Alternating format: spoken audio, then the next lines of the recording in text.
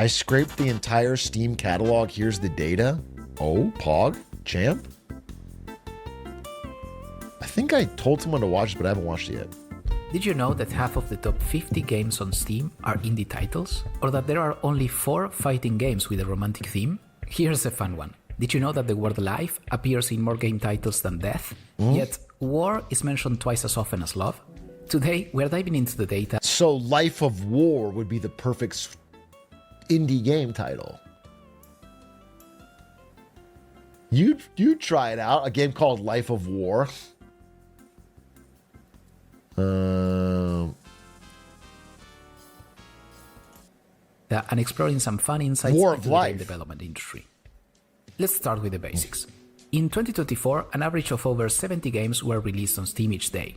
A huge volume and one that's grown tremendously over the years. Around 28% of games released last year hold a positive rating today. Damn! And of those, only 2% have managed to surpass the 10,000 reviews, showing both popularity and a strong reception. For context, the fighting roguelike Sifu sits around this level. While there are some great tools available for analyzing metrics like these, they don't offer the specific data I needed for my analysis. Okay. So I had to collect it myself, directly from the source, Steam itself. And that brings us to the methodology. I'll explain it so you can see exactly how I arrived at the conclusions in this video. I started by using Steam's API to pull the full catalog of over 200,000. Can I skip it? I trust you. I trust you. And with that, let's dive into some interesting insights, starting with something light and fun. Here are the most common words in game titles on Steam. You know why I trust you? Because you have the YouTuber voice of somebody who's like into that stuff. You know what I'm saying? I just get the sense that, yeah, the fact that you included a section, no, we're good. It's interesting to see how often certain genre names appear. Adventure, simulator, shooter, and many others. There's also a lot of emphasis on fantasy themes, with words like dragon and monster popping up frequently. And certain words align with available Dungeon Fantasy, Curse of the Magic Demon. Would you play it, yes or no? Steam tags like zombies and even cats. Both cat and cats made the top list, which on I sale, thought was yeah. funny. Then there are some unexpected ones, like paper or cube. Not sure what's going on there. If you're aiming for a unique or memorable title for your game, maybe steer clear of the words on this list. Or maybe these words are here because they are good descriptors that resonate with players. Familiarity could be appealing too. I'll let you decide what you think about that. Next, let's dive into the data on the highest rated and lowest rated. Oh, okay, interesting. For highest the rated. top games, I focus on titles with an overwhelmingly positive rating. Sorted. Damn, Terraria's rating is fucking good. Overwhelmingly positive on 13. Wait. How many reviews is that? Is that over a million? Is that 1.3 million reviews? Wait, that's fucking crazy. They have that many reviews? Wait, let me check. That's...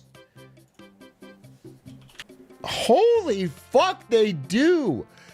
Damn, overwhelmingly positive on over 1 million reviews. Bro, that's wild. That's so rare. That's like... I would have thought that would be impossible. But also Gary's mod did it. That's the only two, really? The number of reviews. Only two games on Steam, 2 indie games on Steam, have ever broken 1 million reviews overwhelmingly positive, and it's Gary's Mod and Terraria. What goats? This ranking highlights the most popular games that maintain an excellent reputation. It's worth noting that around half of the games in the top 50 are considered indie, including hits like Terraria, Stardew Valley, Hollow Knight, Hades, Undertale, Vampire Survivors, Factorio, and Get to work. Yeah, we know. Get to work, especially probably. Or solo developers have created games that resonate with so many players. It's also interesting that some franchises appear more than once. For instance, both Portal and Portal 2 make the cut, as well as 2 titles from the Resident Evil series. Valve itself has an impressive presence, with 6 games in the top 50. The only other developers with multiple entries are SCS Software, Larian Studios, and Capcom, with 2 titles each. At the other end of the spectrum... But I'm sorry, SCS Software has Euro Truck Simulator 2 and American Truck Simulator? in the top 50 best reviewed games on Steam. People just fucking love trucks, dude. Some human beings just fucking love the idea of driving a big old truck. It's so funny to me. It's so fun. There's a game where you can be like a fucking Greek god fighting through hell, and there's a game where you can drive a truck through Europe. They're two of the highest rated games of all time. I guess, I mean, there's not much different. You know, you could be playing a Greek truck driver driving through Europe, which is the real life version of hell. It's like basically the same game, actually, now that I break it down. Studios and Capcom, with 2 titles each. At the other end of the spectrum, we have the lowest rated games. Remarkably, only 12 games on Steam have an overwhelmingly negative score. Even the least reviewed of these has more than 500 reviews, meaning all of them have a substantial base of feedback. I reviewed each title to understand why they performed so poorly. The game with the lowest score... That could be a fun stream. Has anyone done that? Someone must have done that, right? Has someone in my YouTube sphere done it, though? You know what I'm saying? Can I, like, just play these games and be like, I played the literal worst games on Steam? Lud has done this video. I played the worst games on Steam. He did under-reviewed games. That's different. I'm talking about the lowest review, like these games. What if I played War of the Three Kingdoms and Identity and Game Tycoon and I tried them? Reviewed each title to understand why they performed so poorly. The game with the lowest score, War of the Three Kingdoms, is a 2021 release with nearly 60,000 reviews, filled with complaints about everything from lack of localization to gameplay issues, lag, aggressive monetization, and accusations against the company's integrity. Oh. Dude, it's going to suck if all of the bottom 10 are just mad about monetization. So I'm just opening games where it's like, put in money. In several of these low-ranked games, players felt misled or scammed by paying for what they perceived as unfinished or poorly executed projects. Many of these games also face severe technical problems, with frequent mentions of bugs and crashes. Interestingly, some of these titles were spin-offs of otherwise well-regarded series, like Command & Conquer, Airline Tycoon, and Flatout. Then there's Uriel's Chasm, which earned kind of a cult status for its bizarre, chaotic gameplay that most players found impossible to enjoy. There's much to learn from both top-rated and low-rated games alike. I kind of want to try that let's one. Move into discussing untapped opportunities and unique ideas for games. I was curious whether there are Maybe I'll try it on Saturday. That could be fun. or other properties that are The still worst games on underexplored. Steam. For instance, are there any rhythm-based shooters out there? What about games that combine sports with a sci-fi setting? To explore this, I turned to data from Steam tags. Steam offers a total of 447 predefined tags, which are added by both developers and players. I organized these tags further, subdividing them into categories based on my own interpretation to better analyze potential patterns. Okay.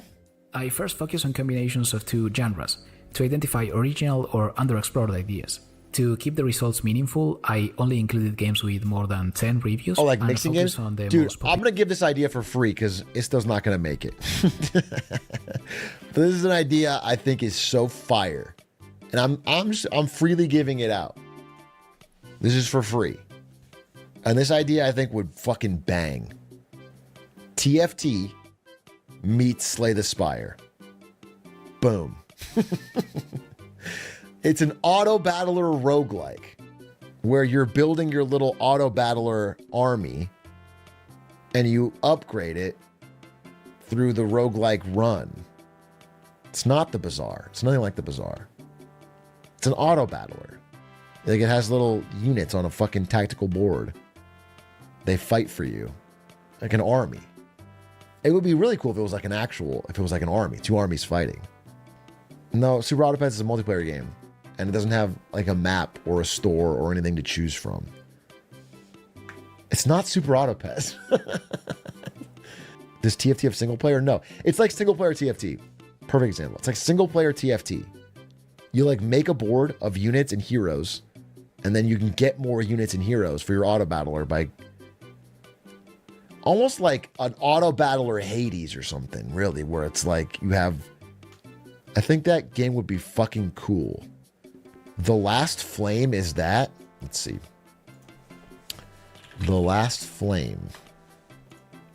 Okay, this might actually be that. This might actually be that. It doesn't. I mean, it looks ugly, which is in my mind, it's beautiful. But it.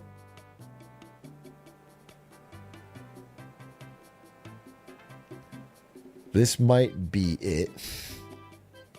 Yeah, I mean, there's like, yeah, roguelike elements where you pick items and stuff. Enhance your build. Yeah, this just looks like kind of unpolished. But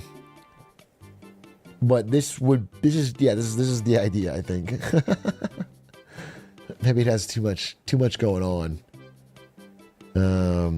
But I think one where it's more of like soldiers fighting soldiers would be cool. And you don't control them. They just fight themselves. But you set up the army in the way you want. I think that'd be fucking cool.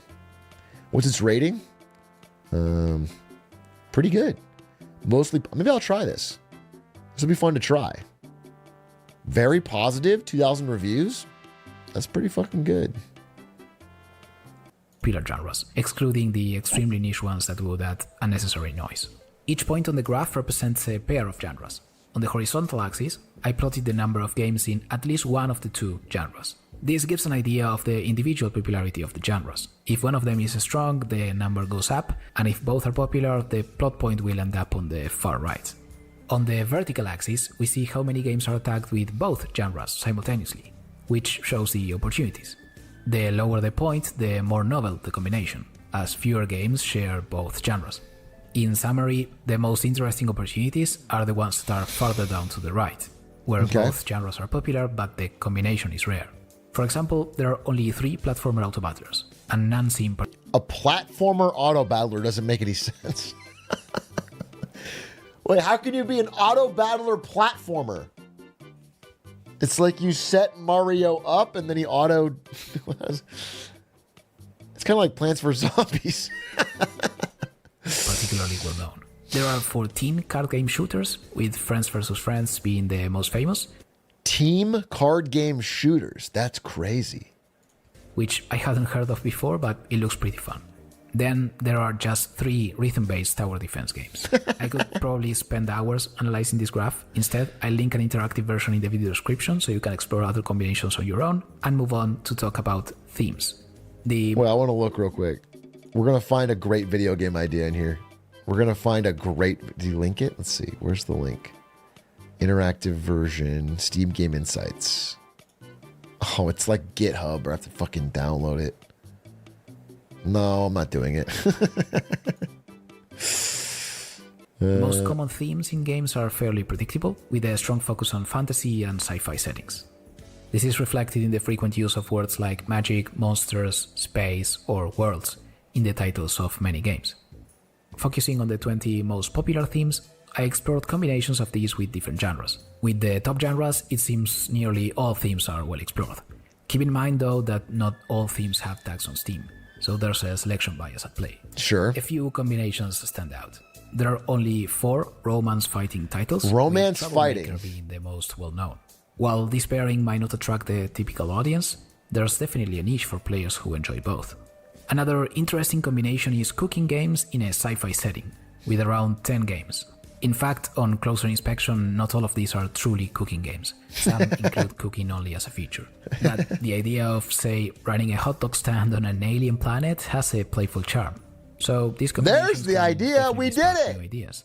We landed on it! I also reviewed genre combinations Alien glizzies! To dimensions, like 2D and 3D, and perspectives, like first person and third person. But it's probably best if you explore the data yourself. I'll link to all. Honestly, a game where you play as a hot dog stand owner on an alien planet could be really fun. You know, it's like the TCG card owner simulator, but it's just like hot dog stand simulator on fucking Xanthor 5. And like aliens are coming, all these kooky alien characters are coming in and out, and you have to... That could be fun. Glizzy Galaxy, you could call it. Wait, Glizzy Galaxy might sell like hotcakes. Of these charts. One trend worth noting though is the steady rise in 3D releases. New 3D titles are now being launched almost as frequently as 2D ones. Let's take a brief pause from discussing video game genres to explore female and LGBTQ plus representation within the data. Asmongold! I need your help! Ring the bell! We need Asmongold! Sound the alarms! Defense! The shields! Around 10% of games on Steam are tagged with female protagonist, a number that seems surprisingly low. I had expected this percentage to show a steady growth over the years, but interestingly the trend isn't so clear. I thought DEI had taken over all of our games. Wait, I was quite certain that it was 98% of all new games were being forced down my throat with a female protagonist. That's something, I thought it was dominating. This data must be fake. This data must be woke. I thought for sure it was like impossible to find a single game that would allow me to be me. In contrast, LGBTQ plus representation shows a much clearer upward trend, with tagged games tripling in proportion over the past decade. The oldest title with this tag is Secret of the Magic Crystals from 2010, a game about breeding horses, I think. Moving on, let's dive into a specific genre of gay games horses that has piqued my interest as a player over the last few years. Card games, particularly... Love card games! My favorite game in this genre, and perhaps even in general, is Slay the Spire. I've always thought it is a well-crafted... Slay the Spire, a perfect game, by the way. A perfect game. A rare 10 out of 10 perfect game. No notes. They did it. They crushed it. It's fire. I love it. Ari loves it. We both put a zillion hours in. It's flawless. It's beautiful. It's different. The art style's different. It blazed its own trail. It's awesome. Perfect game. For people who like this kind of game, it just scratches that itch, man. What a fire game. Crafted fusion of genres. And I have often wondered if it was the catalyst for the rise of roguelike deck builders. By the way, as a quick side note, it seems roguelikes are significantly more popular in the indie scene compared to the AAA catalog. Platformers show a similar pattern, representing a much larger portion of indie. Roguelikes are more popular in indie games, to my understanding. I'm not going to speak like I'm fucking Miyamoto of indie games, but because you get a lot more gameplay out of less. It's easier to make. You can give people that 20, 40, 60 hour experience while only making about, 8 hours of content. And it's win-win. So people like it. Also, roguelikes appeal to our natural human desire to gamble. I'll say that as well. As a fan of roguelikes, I fucking love when 3 options pop up and I get a good one. My God, what a rush. What a fucking rush. I would love it in real life. If every time I fucking rounded a corner or ate breakfast, 3 options popped up and maybe I could get a plus 10 bonus to my running speed that day or some shit. That's all. I love high rolling. I fucking love that. The games. Now, returning to roguelike deck builders in particular, I structured my analysis based on a framework from a study I found, which I think is excellent. I'll link that study and other references in the video description if you'd like to dive deeper. This graph shows the proportion of games on Steam that can be classified as roguelike deck builders over the past 10 years. This is based on game tags. Some of them are really helpful in pinpointing this subgenre. It's Damn, we got a lot of roguelike deck builders, huh? clear that Slay the Spire had a massive influence. Its release in January 2019 sparked a significant rise in the number of games in this category. And in less than 5 years, the genre's presence in the Steam catalog grew by 5 times. When we examine the popularity of these games, measured by review counts, we see that while the genre has grown, most titles still remain relatively niche, accumulating fewer than 100 reviews. However, there are some standout successes, like Inscription and Balatro. Interestingly, the red dot in the graph represents War of the Three Kingdoms, the lowest rated game on Steam. which we discussed earlier. For those of you who are as hooked on this genre as I am, I've put together a graph showcasing some of the best roguelike deck builds. Slay the Spire, Inscription. You guys can't see that covering it. Slay the Spire and Inscription are beneath my camera. Then it's Balatro in third place. And then it's Monster Train, Loop Hero, Griftlands. I've never heard of these. Would I like Griftlands if I liked these 3 games? Would I like Monster Train? Would I like... builders out there. These are the 20 games that balance both user rating and popularity the best. I've played many of them and can confirm they are fantastic. The rest will likely be my next addiction. If you have suggestions for other analysis, questions about the methodology, or if you spot any errors, feel free to reach out on Discord or in the comments. I'll update the description or maybe the pinned comment. Cool video. Always like to learn more. Always like to learn more. Shit's fucking gas. But unfortunately, the learning for today is over. Thanks for watching. Tomorrow we'll be back with some more stuff.